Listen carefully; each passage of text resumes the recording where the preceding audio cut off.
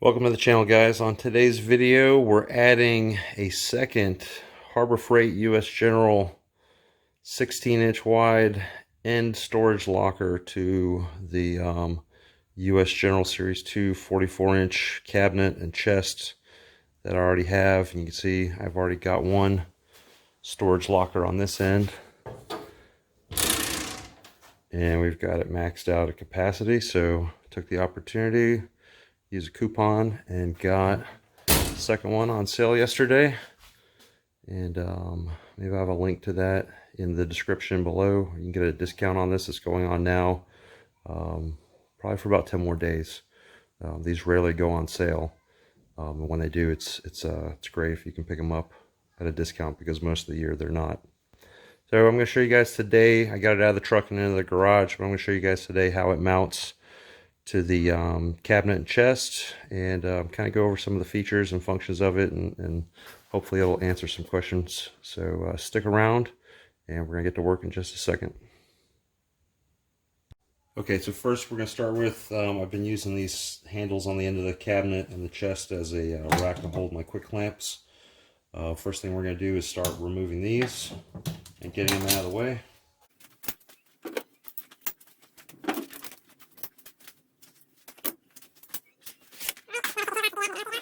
Alright, now we're going to take these handles off. To do that, I'm going to get my Allen keys out. Okay, now we've got the handles off the side of the cabinet and the chest, and there's so you're going to see a bunch of holes in the sides of these.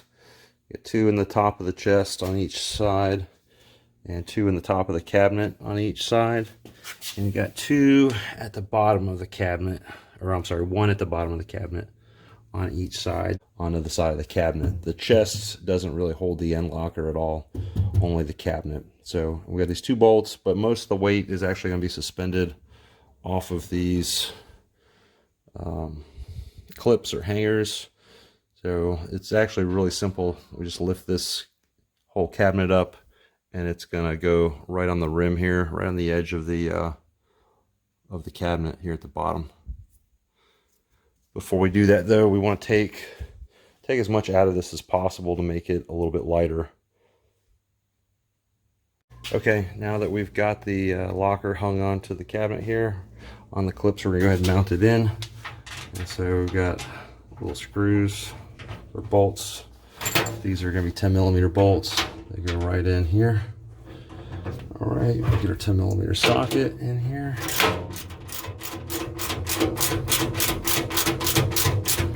Snug those down.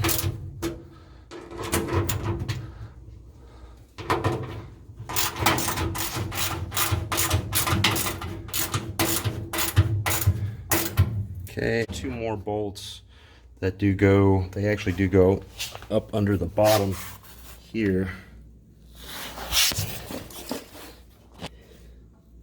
Probably not gonna be able to get this on camera.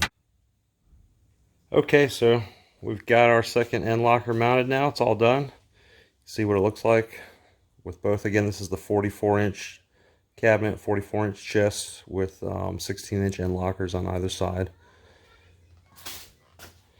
Got the handle mounted, just a couple of Phillips screws that hold the handle on real easy. It's got magnetic latches at the top and bottom that hold it closed, and it's got two adjustable shelves. These are fully adjustable. Kind of hard to see with the lighting in here, but there are slots in the tracks all the way from the bottom to the very top, so you can adjust these however you want. They're about 1.5 inches apart, so each time you change the bracket in the slot, it's going to move it up or down about 1.5 inches. And I just set it up the same way I have the other side for now until I start loading stuff in here and seeing how I'm going to use it. And then again, it's got the nice deep drawer at the bottom. You do have to make sure that you can open these doors past 90 degrees to be able to get the drawer open, but it is a nice deep drawer, and it has double slides, so you can put some heavy things in there. And these have that nice soft detent catch, so they stay closed. Some questions I've seen asked on the internet about these end lockers is, can you use these with the cabinet only, meaning the lower half of the toolbox only. And yes, you can, because they hang on the clips here on this edge of the cabinet, and then the mounting bolts are on the lower half only, here and here. And then again, there's two in the bottom here that hold it on. Yes, you can mount the end lockers to the cabinet without having the chest on the top. And that would that would give you a work surface in between the two. You could build a hutch in between there. I thought about doing that with this setup, but I just needed more drawer space to be able to put all my tools and stuff in there. And I'm glad I went with that setup anyways. But yeah, certainly you could do it without the chest and use the middle area as a work surface. I've also seen people ask, can you use this with the 26-inch US General cabinets and chests? And I've seen other people post that the answer is yes, and from what I've seen in the stores, it looks like yes. However, with that chest being so narrow, and not having as wide of a footprint as the 44 or the 56-inch chest, or even the 72-inch chest, it may be a little unstable if you mount two of these to the 26-inch cabinet and chest. So take that for what it's worth. I don't know for sure. I haven't done it personally, but I have seen it asked, and I've seen other people answer it that way, that you could mount it, but it does make it unstable. Okay, so you can see here what the setup looks like with the lid closed on the main chest. Everything lines up really well. The Harbor Freight accessories for the US General cabinet and chest fit together really nicely. And it's a good setup, good quality, great value for what you pay. And for your average do-it-yourselfer, your average home gamer, even if you're making money with your tools, this is I feel like a good setup. It's a good value for what you pay.